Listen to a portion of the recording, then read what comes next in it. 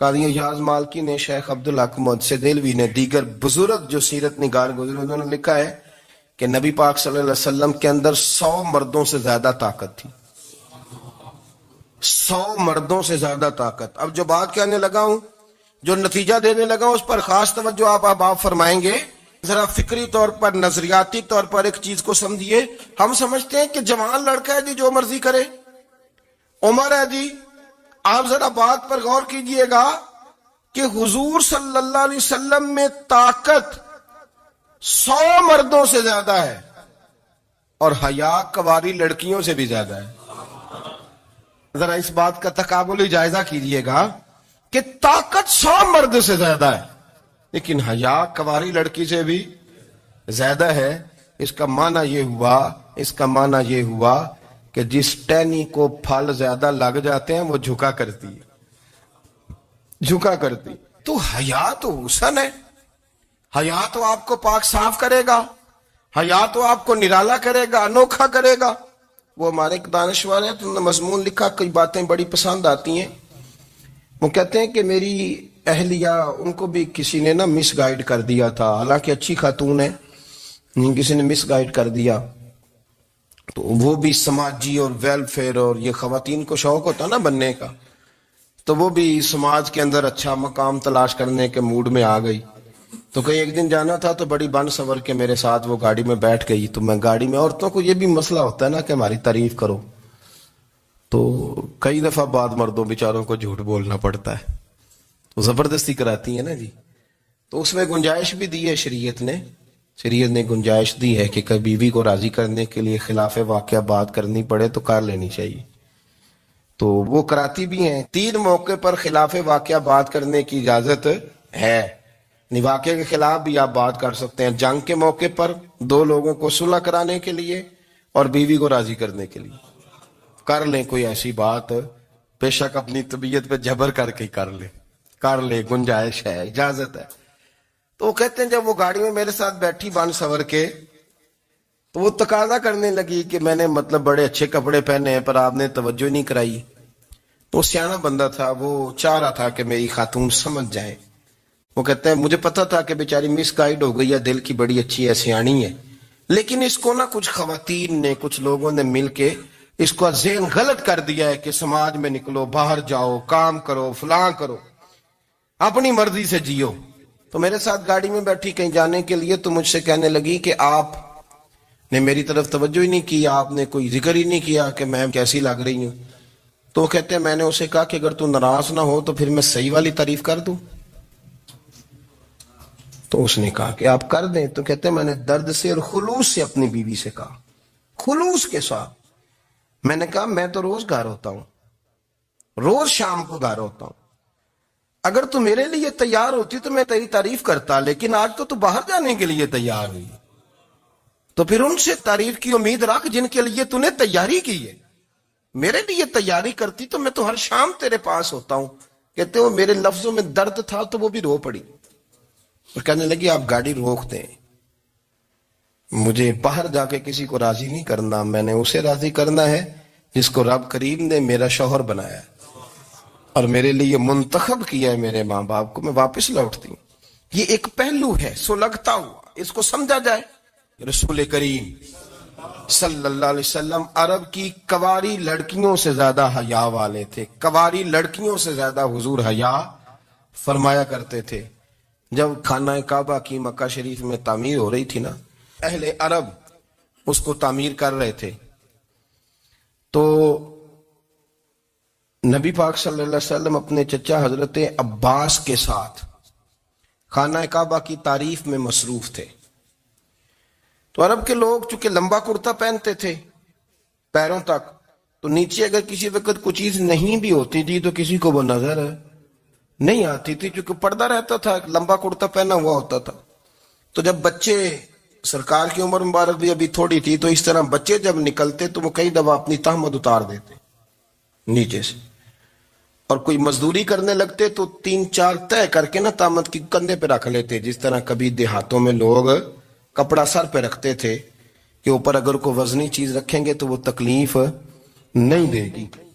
نبی پاک صلی اللہ علیہ وسلم بھی سب لوگوں کے ساتھ خانہ کعبہ کی تعمیر میں شامل تھے. تو حضرت عباس رضی اللہ تعالیٰ عنہ نے کہا حضور سے، ابھی اعلان نبوت بھی نہیں فرمایا تھا، بھتیجے آپ بھی تامد اتاریے. یہ صحیح مسلم میں حدیث موجود، اور اس کو کندھے پہ رکھ لیجیے، آپ اینٹیں اٹھا اٹھا کے لا رہے ہیں تو ذرا آپ کو تکلیف نہیں ہوگی. تو سرکار دو عالم صلی اللہ علیہ وسلم سے یہ بات کہی، اور پھر جلدی سے حضور کی تہمت کو نکال کے نا، حالانکہ لمبا کرتا پہنا ہوا ہے، تو وہ جیسے ہی ان کے کندھے پہ رکھا اینٹیں رکھنے کے لیے، تو سرکار تو زمین پہ گر گئے، بے ہوش ہو گئے، آنکھیں آسمان کی طرف. اور پھر حضور پکار رہے ہیں، آزاری آزاری آزاری، میرا تامت دے دو، میرا تامت دے دو. کبھی کوئی شخص اس وجہ سے بھی بے ہوش ہوا ہے کہ میرے وجود سے کپڑا اتر گیا ہے؟ حالانکہ سرکار پر وہ بے ہوشی بھی نبی پاک کا وہ جو غلبہ ہے نا شرم و حیا کا، اس کی وجہ سے ہوئی. ورنہ تو حضور فرماتے ہیں کہ میری آنکھیں سو جاتی ہیں، دل تو میرا اس عالم میں بھی جاگتا رہتا ہے. تو سرکار زمین پہ تشریف لے آئے، آنکھیں میرا تامت دے دو، میرا تامت دے دو. تو جلدی سے انہوں نے تامت دیا تو حضور نے باندھ لیا. پھر طبیعت مبارک میں تسلی ہوئی. یعنی ہم اس رسول کے غلام ہیں کہ جن کے تو وجود سے کپڑا اتر جائے تو حضور برداشت نہیں کرتے، قبول نہیں فرماتے، تکلیف شروع ہو جاتی. لیکن یہاں نوجوان ہیں اور بڑا قد کاٹ ہے اور بڑے بڑے سمجھدار لوگ ہیں، گرمی آتی ہیں تو شارٹ کپڑے پہن کے گھومتے ہیں. ان کو خیال نہیں کہ یہ وہ والا لباس ہے جو باہر تو کیا گھر میں اماں کے سامنے نہیں پہننا چاہیے، بہنوں اور بیٹیوں کے سامنے نہیں پہننا چاہیے. آپ کی گفتگو میں شرم و حیا ہو، آپ کے لب و لہجے کے اندر حسن ہو. آپ کو پتہ ہے نبی پاک صلی اللہ علیہ وسلم نے فرمایا میری امت میں سب سے زیادہ حیا کرنے والے عثمان غنی ہیں. عثمان غنی سب سے زیادہ حیا کرنے والے. آپ فرمایا کرتے تھے جب سے حضور کا چہرہ دیکھا ہے میں نے کبھی اپنی شرمگاہ بھی نہیں دیکھی، میں نے آنکھوں کا وضو نہیں توڑا، اور جب سے حضور کے دست مبارک میں نے بیعت کے لیے سیدھا ہاتھ بڑھایا تو پھر سیدھا ہاتھ میں نے کبھی گندگی کو نہیں لگایا. حیات. آپ باتھ روم کے اندر بھی غسل فرماتے تھے تو کپڑوں سمیت کرتے تھے. کسی نے کہا حضرت جی واش روم کے اندر کیوں نہیں کپڑے اتارتے؟ آپ فرمانے لگے باہر بندوں سے حیا کرتا ہوں، اندر جاتا ہوں تو رب سے حیا آنی شروع ہو جائے، وہ تو دیکھ رہا ہے نا. تو میں جو بات آپ کی خدمت میں عرض کرنا چاہتا ہوں اس کو آپ سمجھیے گا میرے عزیز، کہ شرم والا مزاج، گفتگو بھی شرم والی، آنکھیں بھی شرم والی، لباس بھی شرم والا، دوستی یاری بھی شرم والی، بہت ساری ایسی باتیں. دیکھیں نا آپ ذرا، میں نے کہا کہ باتوں کو سن کے گزر نہ جایا کریں، اس کی گہرائی پر غور کریں. حضور علم کا سمندر ہے، سرکار سے زیادہ علم دنیا میں کسی کے پاس موجود نہیں ہے، اور صحابہ کو موقع ملا ہوا اس سمندر سے فیض لینے کا. لیکن ان کی حالت یہ ہے کہ حضرت علی المرتضیٰ فرماتے ہیں 14 دن گزر جاتے، حضور سے کوئی سوال پوچھنا ہوتا تھا پر میں شرم کے بارے نہیں پوچھ پاتا تھا. 14 دن بخاری شریف میں موجود ہے. ایک دن نبی پاک صلی اللہ علیہ وسلم نے پوچھا صحابہ سے کہ وہ کون سا درخت ہے جس کے پتے نہیں گرتے، اور وہ درخت اس طرح ہے جس طرح مومن ہوتا ہے. وہ درخت میرے مومن کی طرح بتاؤ. حضرت عبداللہ ابن عمر فرماتے مجھے پتا تھا کہ وہ کھجور کا درخت ہے، لیکن چونکہ ابو بکر صدیق بھی بیٹھے ہیں، عمر فاروق بھی بیٹھے ہیں، مولا علی بھی بیٹھے ہیں، عثمان غنی بھی بیٹھے ہیں، اتنے جید لوگ بیٹھے ہیں، تو مجھے حیا آتی تھی کہ میں کیوں جواب دوں. کہتے سرکار نے کئی دفعہ پوچھا، لوگوں نے کئی اور درخت بتائے، پر فرمایا تمہارا جواب درست نہیں ہے. آپ حیا کے اس پہلو پر غور کریں کہ سوال کا جواب آتا ہے. سوال کا جواب، یعنی مجھے سوال کا جواب آتا اور پھر میں دوں نہ، مجھے بدعزمی نہ ہو جائے گی. یہ کیسے ممکن ہے کہ میری رات گزر جائے، مجھے پتا بھی تھا اور میں نے بتایا نہیں. بہت سارے لوگ آ کے بہت ساری باتیں بتاتے ہیں، بہت ساری باتیں وہ سمجھاتے ہیں، تو ہم غور سے ان کا چہرہ دیکھنے لگ جاتے ہیں، کہتے ہیں یار اس کا تو دعویٰ تھا کہ میں سمجھنے آتا ہوں، تو یہ تو ہمیں سمجھا رہا ہے. چلو الحمدللہ ہم سمجھنے کو تیار ہیں. لیکن میرے عزیز پتہ بھی ہے جواب کا، علم بھی ہے، لیکن فرماتے ہیں میری حیا نے مجھے اجازت نہ دی کہ میں جواب دوں. آپ فرماتے ہیں پھر حضور سے صحابہ نے عرض کی کہ یا رسول اللہ آپ ہی بتا دیں وہ درخت کون سا ہے. تو حضور نے فرمایا بھئی وہ کھجور کا درخت ہے. تو آپ فرماتے ہیں میں دل ہی دل میں کہہ رہا تھا کہ الحمدللہ میرا جواب درست ہے. حالانکہ میں نے جواب دیا ہی نہیں.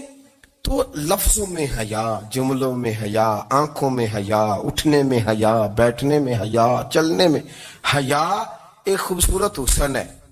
اور نبی پاک صلی اللہ علیہ وسلم نے فرمایا جب تو بے حیا ہو جائے نا پھر تو آزاد ہے، پھر تو جو مرضی کا، پھر تو جو. اس لیے بزرگ جب کسی کو بے حیا کہتے تھے نا، اللہ اکبر، اور جب کسی کو کہتے تھے نا یہ بے حیا ہے تو لوگ سمجھتے تھے کہ کوئی ہلکی سی بات کر دی، لیکن ان کا معنی یہ ہوتا تھا کہ بس بھائی اب اس کے ساتھ کوئی کلام کرنے کی ضرورت ہے، اس کو اب اصلاح کی ضرورت نہیں، یہ بے حیا ہے. کیا معنی؟ کہ اب یہ جو اس کے دل میں آئے گا وہ کرے گا، جو اس کی طبیعت چاہے گی وہ کرے گا، اب یہ کسی پہلو بھی قابو آنے کو تیار ہے. بے حیا ہو گیا. بے حیائی بہت بڑا عیب ہے. اور جو لوگ کہتے ہیں کہ ہمیں بالکل آزادی ہونی چاہیے، ہمارا اپنا جسم ہے تو ہماری اپنی مرضی چلے گی. ایک وزیر صاحب ہے، پتہ نہیں میں ان کو جانتا تو نہیں، انہوں نے سینٹ میں تقریر کی ہے، میں نے ان کی بات سنی ہے. اس نے کہا نہیں بھائی، جسم رب کا ہے تو مرضی بھی تو رب کریم کی چلے گی، اور مرضی بھی اللہ کی. یہ مجھے تھوڑا سا مسئلہ ہے جسم پر، کبھی کبھی مجھے کثرت سفر سے الرجی ہو جاتی ہے. میرے ساتھ لوگ نا دل سے پیار کرتے ہیں. شاید ہی کوئی اچھا ڈاکٹر ہو جس تک میرے سنگی مجھے لے کے نہ گئے ہوں، پر جسم اللہ کا ہے نا، مرضی بھی جب وہ چاہے گا صحت دے گا. کیوں کچے کاموں میں لوگ پڑ گئے، کیوں غلط لوگ سوچ میں پڑ جاتے ہیں؟ یہ اسی کا ہے. اور جب وہ چاہے گا، آپ اس بات کو اچھے طریقے سے سمجھ لیں کہ جو اپنی مرضی چوکوں چوراہوں میں کر رہے ہوتے ہیں نا، جو مرضی گند مند، وہ جانور ہوتے ہیں. وہ جانور ہوتے ہیں جو نہ چوک دیکھتے ہیں، نہ گلی دیکھتے ہیں، نہ انہیں پتہ ہوتا ہے کہ جگہ کون سی ہے. وہ انسان ہے. میں نے کہہ دیا جو میں نے کہنا تھا، میں نے کہہ دیا. وہ جانور ہوتے ہیں. اور جو کچھ انسان ہوتے ہیں نا، ان کے اندر کچھ نہ کچھ پھر شرم حیا بھی ہوتی ہے. وہ چوکوں چوراہوں میں وہ حرکتیں اور وہ کام نہیں کرتے جو جانور کرتے ہیں. ان کے لیے بڑے پردے ہوتے ہیں، ان کے لیے بڑی باتیں ہوتی ہے، ان کے لیے بڑا کچھ ہوتا ہے. جو بالکل آزاد ہو جائے، کوئی پتہ نہ ہو کس وقت کیا کہنا ہے کیا کرنا ہے، تو پھر وہ دائرہ انسانیت سے خارج ہو جاتا ہے. ہم آپ کو کیا دعوت دیں؟ آپ تو وہ باتیں کر رہے ہیں جو اسلام کا انسانیت کے حق میں بھی ٹھیک نہیں. آپ تو وہ والی باتیں کر رہے ہیں جن کا انسانیت بھی تقاضا نہیں کرتی کہ یہ باتیں ہونی چاہیے.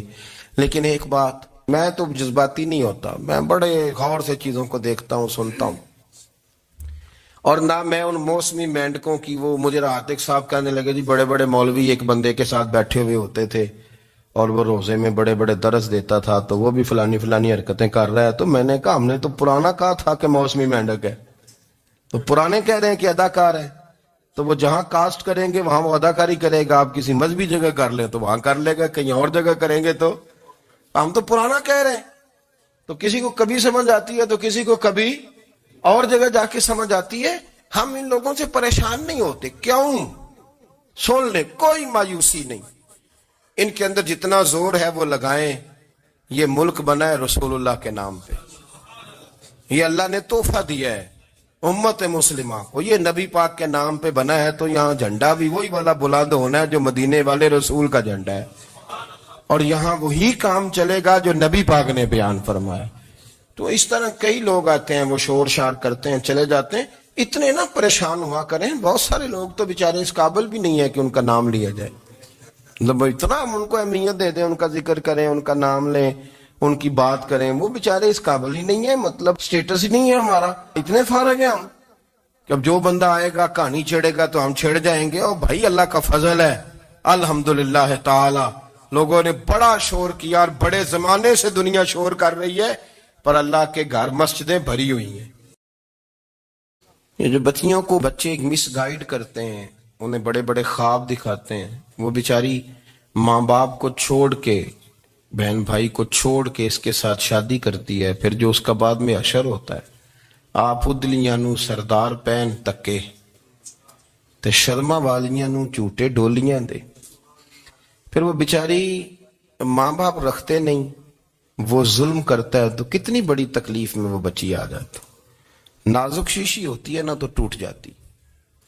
یہی حال اب جدید خواتین اور یہ جو کچھ اینکر پرسن ہیں، یہ اصل میں نا یہ آپ کو سیاست سکھاتے ہیں، لیکن یہ مادر پیدر آزاد لوگ ہیں، بالکل آزاد۔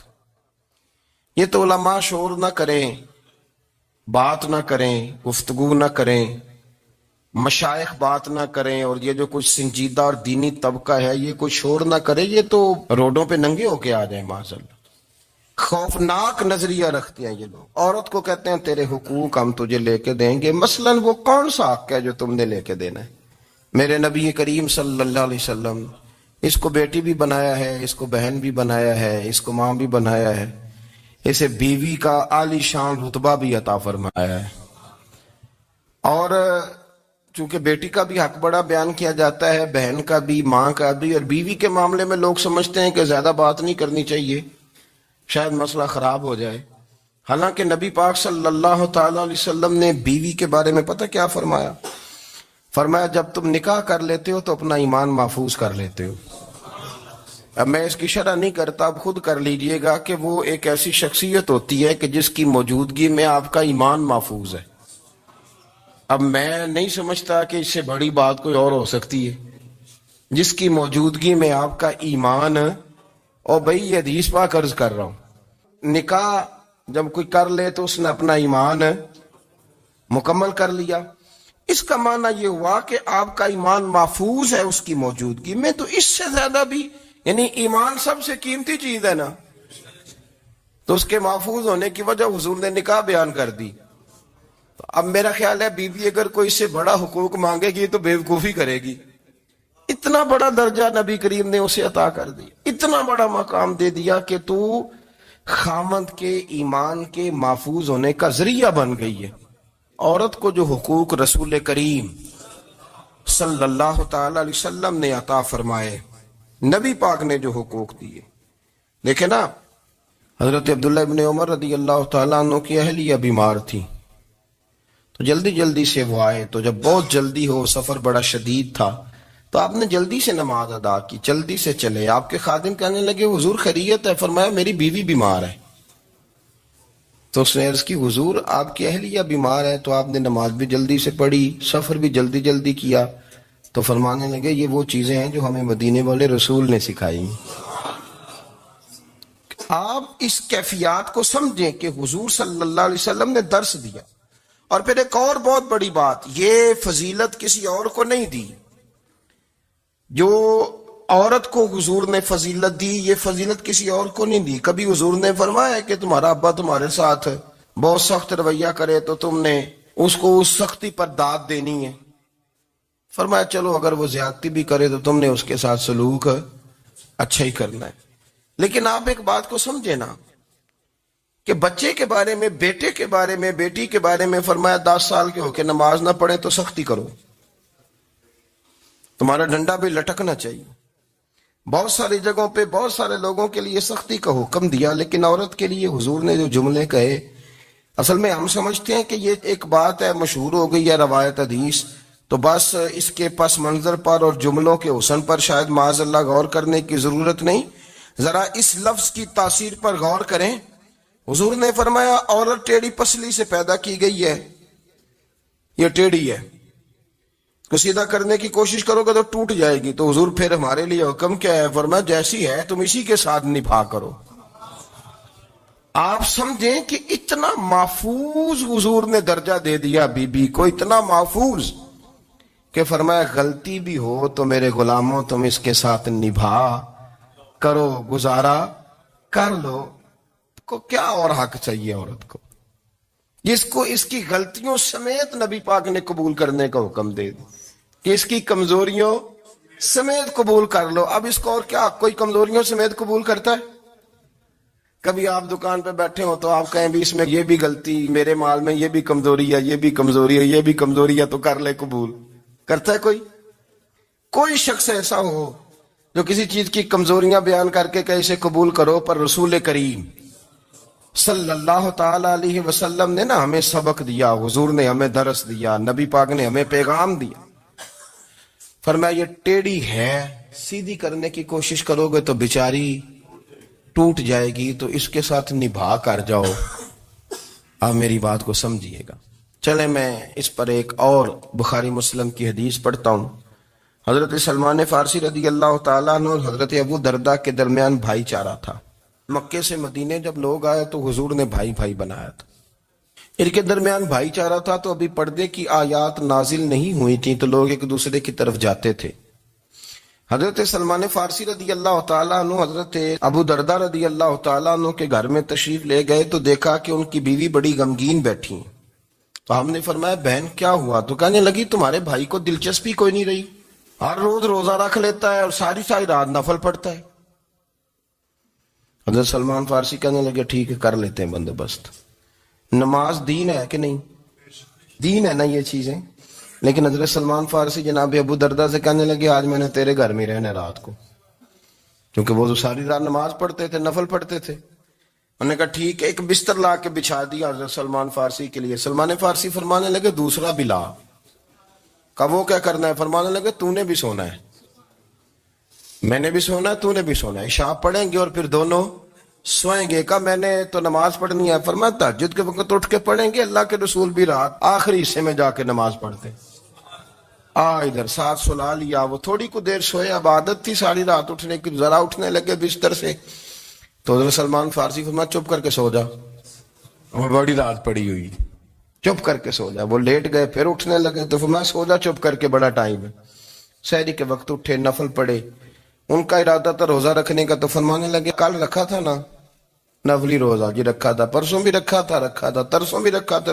فرمایا آج نہیں رکھنا، آج میں تیرا مہمان ہوں، سارا دن کٹھے مل کے روٹیاں کھائیں گے، آج نہیں روزہ رکھنا۔ سلا دیا۔ اب حضرت ابو درداء رضی اللہ تعالیٰ عنہ کہہ تو کچھ نہ سکے، پر کہنے لگے سلمان تم پتہ تم کیا کر رہے ہو، نہ تم نے مجھے رات اٹھ کے زیادہ نفل پڑھنے دیے، سویرے روزہ نہیں رکھنے دیا۔ تو حضرت سلمان فارسی کہنے لگے کوئی لمبی بات تو نہیں نا، چلتے ہیں نا ابھی فجر میں مسجد نبی میں، تو نبی پاک کو بتاتے ہیں۔ سرکار دو عالم علیہ السلام کی خدمت میں تو اپنی بات کرنا، میں اپنی کروں گا، حضور نتیجے کا اعلان فرما دیں گے، بات طے ہو جائے گی۔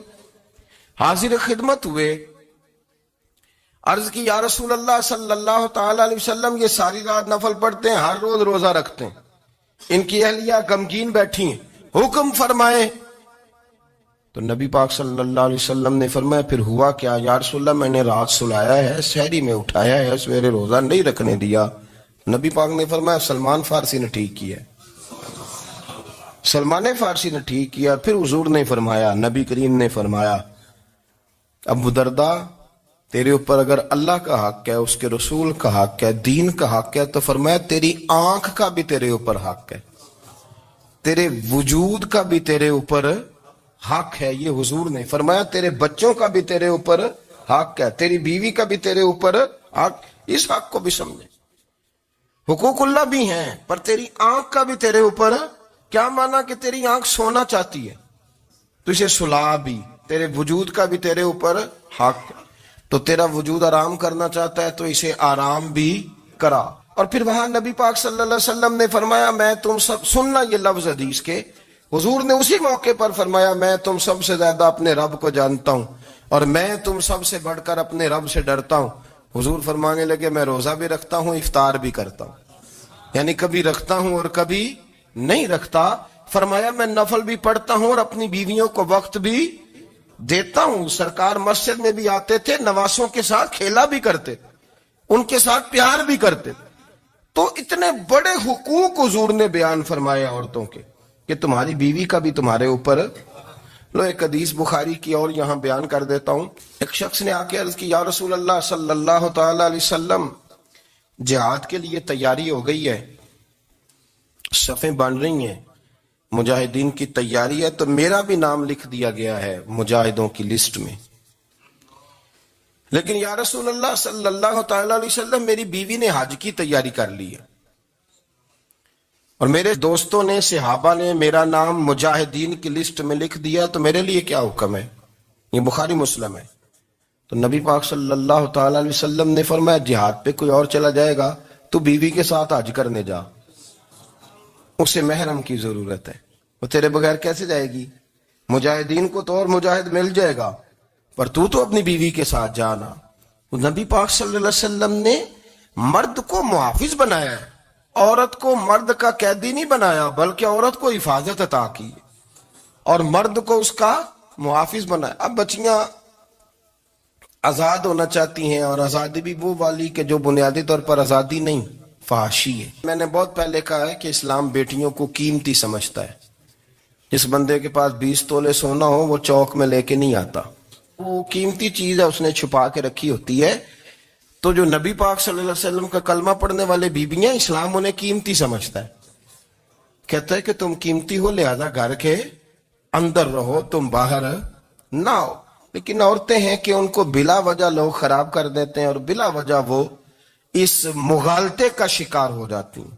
اب آگے بڑھتے ہیں. قرآن مجید نے سورہ نور کی آیت نمبر 30 میں کہا کہ کل للمؤمنین یغضوا من ابصارہم, فرمایا کہ اے محبوب علیہ السلام مومن مردوں سے کہہ دو کہ اپنی نظریں جھکا کے رکھیں, اپنی نظریں. اور اگلی آیت میں فرمایا وَقُلْ لِلْمُؤْمِنَاتِ يَغْضُضْنَ مِنْ أَبْصَارِهِنَّ, فرمایا کہ اے محبوب مومن عورتوں سے بھی کہہ دو کہ اپنی نظریں جھکا.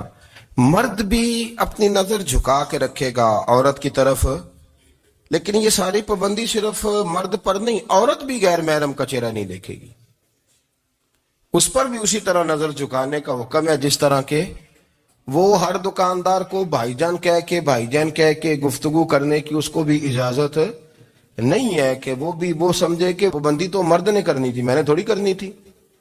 وہ جس کے پاس جائے, جہاں بھی جائے, ڈاکٹر کے پاس جائے, باہر جائے, تو وہ جس طرح مرضی اس کا دل چاہے وہ بات چیت کرے, اس کی عورت کو بھی اجازت اسلام نہیں دیتا. بنیادی طور پہ اسلام شرم و حیا کا دین ہے, حیا کی بات کرتا ہے. حیا کی جب ہم تعریف کرتے ہیں تو حیا کی تعریف یہ ہے کہ کوئی کبھی چیز دیکھ کے نہ تو آپ کی طبیعت میں کراہت محسوس ہو, آپ کوئی غلط جملہ منہ سے نکالتے ہوئے ذرا جھجکیں, آپ کوئی غلط بات کرتے ہوئے تھوڑا بوجھ محسوس کریں.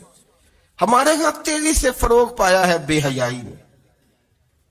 سنگیوں کی محفلیں, یاروں کی محفلیں, اس میں غلیظ گفتگو ہوتی ہے. الا ماشاء اللہ, ان دوستوں کو بڑی پاک صاف گفتگو کرنی چاہیے. دوستی کا رشتہ بڑا مقدس رشتہ ہے.